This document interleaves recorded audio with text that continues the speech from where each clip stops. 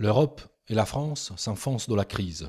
Les prétendus plans de sauvetage n'ont servi à rien, sinon à précipiter le naufrage.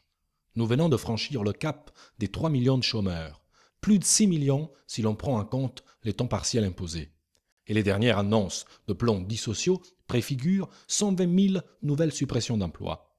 Malgré les titres ronflants sur le redressement industriel, le gouvernement fait déjà la preuve de son impuissance à réaliser le changement tant attendu.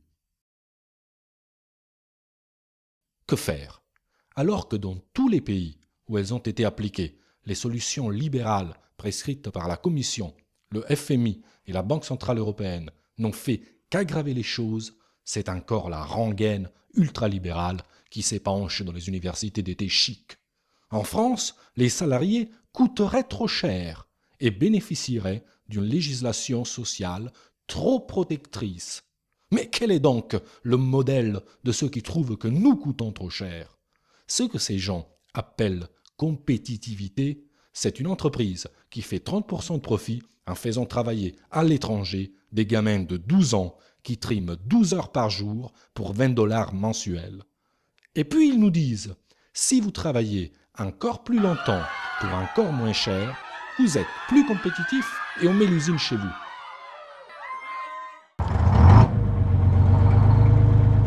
Ce discours obscène et obsessionnel du MEDEF n'est pas nouveau. Il est à l'origine des 10 années de politique de droite qui nous ont conduits au désastre. Vous vous souvenez? Ils voulaient libérer les forces vives de la nation. Ils ont libéré 3 millions de chômeurs. La propagande libérale du manque de compétitivité se fonde sur un mensonge. Il est entièrement faux de faire croire que la compétitivité de l'industrie française serait menacée par un coût du travail élevé. En Allemagne, que l'on brandit un modèle incontournable, le coût horaire de l'industrie est supérieur à celui observé en France. 43 € par heure dans l'industrie automobile allemande contre 33 € par heure en France, selon l'INSEE par exemple. Ce qui pèse réellement sur les entreprises, et on le cache délibérément, ce sont les charges financières, pas les cotisations sociales. Les charges sociales, c'est-à-dire les cotisations tant décriées par le MEDEF et ses copains, ont coûté aux entreprises 145 milliards d'euros en 2010. La même année, les intérêts exigés par les banques et la ponction opérée par les actionnaires étaient de 308 milliards. Plus du double. Voilà le soi-disant problème de compétitivité. Et c'est toujours le même. Ils veulent voler les travailleurs pour donner aux banquiers et aux actionnaires. La recherche d'une rentabilité financière maximale menace l'avenir de nombre d'entreprises en réduisant sensiblement leur capacité d'investissement et d'innovation. Les entreprises allemandes, elles, investissent plus du double que les françaises en recherche-développement. Comment s'étonner avec ça que les produits français baissent en gamme? L'autre handicap important est la politique de l'euro fort menée par la Banque centrale européenne. Pour gaver les rentiers, l'euro fort réduit la compétitivité de nos produits qui deviennent artificiellement plus chers.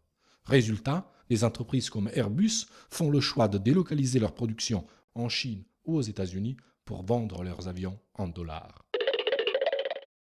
Pour inverser durablement la tendance en matière d'emploi, il va falloir tordre le cou à pas mal d'idées reçues et innover. C'est ce que propose le Front de gauche. Pour commencer, il faut se tourner vers ceux qui connaissent l'entreprise, les travailleurs. Il faut donc donner aux salariés un droit de veto suspensif face aux décisions de suppression d'emplois, en particulier lorsque l'entreprise a versé des dividendes aux actionnaires. Les parlementaires communistes du Front de gauche ont déposé une proposition de loi en ce sens qui a été adoptée par le Sénat. Il faut, sans plus attendre, que les députés de la majorité à l'Assemblée nationale la votent. L'utilisation du crédit doit également être entièrement réorientée. Aujourd'hui, les banques financent surtout des opérations spéculatives, les LBO, au détriment de l'investissement productif. Il faut donc instaurer un crédit sélectif avec des taux d'intérêt modulés en fonction de la performance sociale, écologique ou du nombre d'emplois créés au terme d'un investissement. Pour obtenir ces résultats, nous proposons la création d'un pôle public du crédit pouvant être saisi par les salariés, notamment pour financer la reprise d'entreprises délocalisées. Une autre urgence, c'est d'en finir avec le dogme selon lequel les salaires seraient l'ennemi de l'emploi.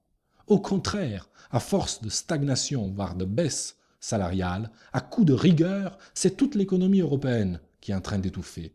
Créer un véritable choc de croissance, donner de l'oxygène à l'économie, suppose au contraire une augmentation massive du SMIC et mécaniquement de l'ensemble des salaires.